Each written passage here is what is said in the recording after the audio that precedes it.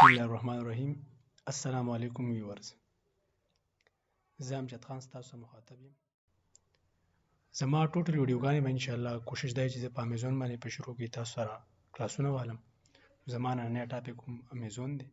امیزون څه شی دی؟ زه کوشش کوم چې زه په پښتو کې ټولې ویډیوګانې وکړم د پښتنو دپاره چې هغې دې نه فایده واخلي. زیاتر ملګري داسې دي چې دا اکثر تپوس کوي خو لکه بیسک چې کوم ډایرکشن دی نو هغه نشته. زه کوشش کوم چې زه بیسک ډایرکشن ورکړم. امیزون څه شی دی؟ نو دا یو لارجسټ ریټیلر دی. دا د دنیا یو داسې پلیټفارم دی چې په دې کې موږ زیاتر خلک په دې کې خرڅول کوي. د دې اغوستونکي ډېر دي او خرڅونکي کم دي. مطلب دا دی چې کوم خلک پکې خرڅول کوي نو هغه کم دي او کوم خلک چې پکې اخیستل کوي نو هغه ډېر زیات دي.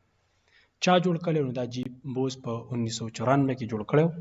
دا د فاونډر دی او اوس چې کوم دی د دې سی او چې کوم دی نو دا این ډي جیسی په 2021 کې دا د سی ای او جوړ شوی.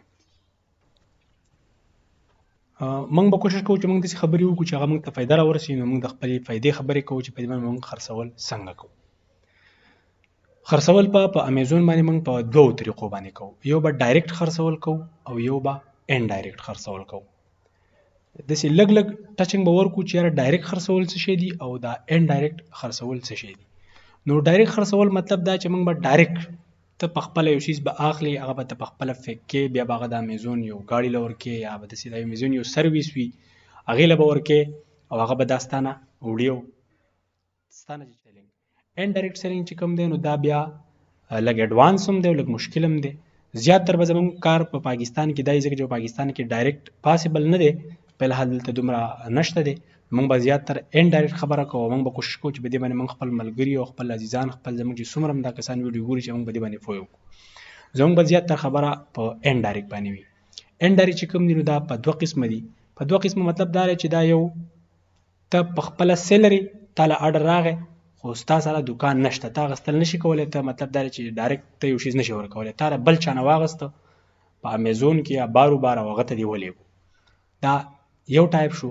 دویم ټایپ دا دی چې یاره تا سامان واخیستو او تا د امیزون ویرهاوس ته ولېږو، امیزون والا به هغې دا بیا تا له خرڅوي.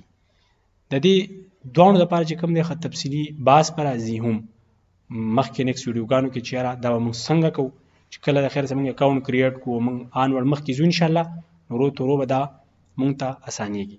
بیا راځي زموږ د امیزون اکاونټ قسمونه. لکه څنګه چې موږ مخکې وویل چې یاره د دې د خرڅولو قسمونه دي نو په دقې بحاب باندې زموږ د اکاونټ هم دوه قسمونه دي. یو د اف بی ای اکاونټ او بل د اف بی ام اکاونټ. اف بی ای اکاونټ چې کوم دی نو دا فلفلمنټ بای امیزون. مطلب دا دی چې دی کې به زیاتر ورک چې کوم دی امیزون کوي ستا دپاره. او بای مرچنټ چې کوم دی نو په دې کې به زیاتر کار ته په خپله کوې. څنګه چې موږ مخکې په دې مخکې سلایډ کې دا خبره وکړه چې یاره سیل یو ډایرکټ دی او یو ان ډایرکټ دی. نو دا دواړه بېرته تر دې سره لینک دي او دا به بېرته په تفصیل کې به دې کې راځي چې یاره دا کې به موږ څنګه چل کوو. انشاءالله ستاسو سره به زما په نیکسټ ویډیو کې ملاقات کېږي. تھینک یو.